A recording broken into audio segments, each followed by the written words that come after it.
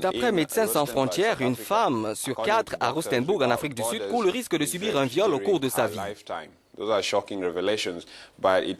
de 400 femmes sur 800 âgées entre 18 et 49 ans qui ont pris part à un sondage ont avoué avoir été victimes de violences sexuelles en dehors ou au sein de leur couple.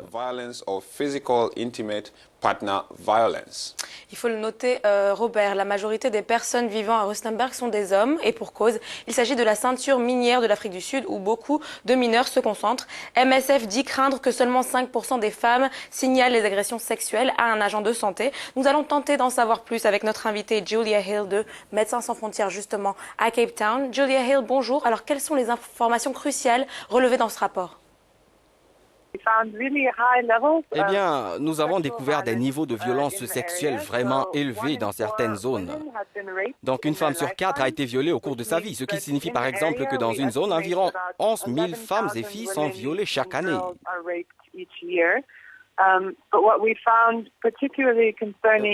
Donc, ce que nous avons découvert, en plus de ce niveau élevé de violence, c'est que seulement 5% des femmes qui sont violées se rendent à l'hôpital. En clair, elles ne demandent pas des soins après avoir été violées.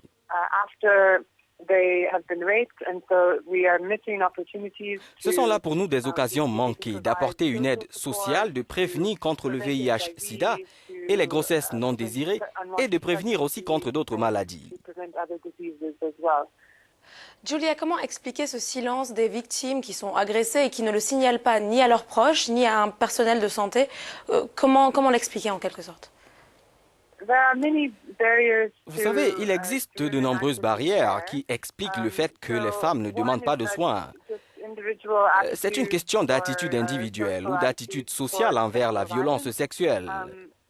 Vous savez que les femmes, en général, même dans une relation, ne considèrent pas forcément les rapports sexuels forcés comme étant un viol.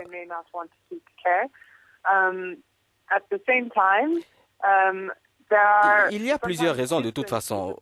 Parfois, c'est lié aux problèmes financiers. Elles peuvent ne pas avoir d'argent pour payer le transport pour aller à l'hôpital. MSF travaille à Rustenburg et nous constatons que la plupart des gens à qui nous fournissons des soins vivent à au moins 9 km de notre siège.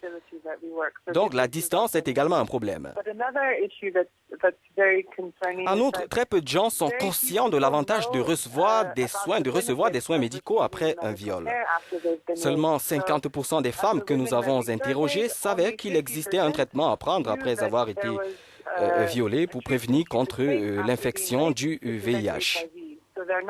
Elles n'étaient pas au courant qu'elles pouvaient prendre une prophylaxie post-exposition pour prévenir contre ce type d'infection. Mais dans le même temps, nous n'avons pas assez de centres médicaux situés près de là où vivent ces femmes et nous manquons de personnel qualifié. Une dernière question, Julia. Alors, que doivent faire les autorités sanitaires, selon vous, pour permettre d'endiguer ce phénomène? Il y a très peu de choses que l'on puisse faire. L'important pour nous, c'est de vraiment sensibiliser les gens au bienfait d'un traitement médical après avoir été violés. Deuxièmement, nous devons faire comprendre que nous avons des services disponibles pour ceux qui sont dans le besoin. Nous avons besoin de services spécialisés dans les hôpitaux. Nous devons également avoir des installations sanitaires primaires, un personnel qualifié, des médicaments et des vaccins pour apporter soutien et traitement aux survivants. Enfin, nous avons réellement besoin d'une réponse du gouvernement à cette problématique.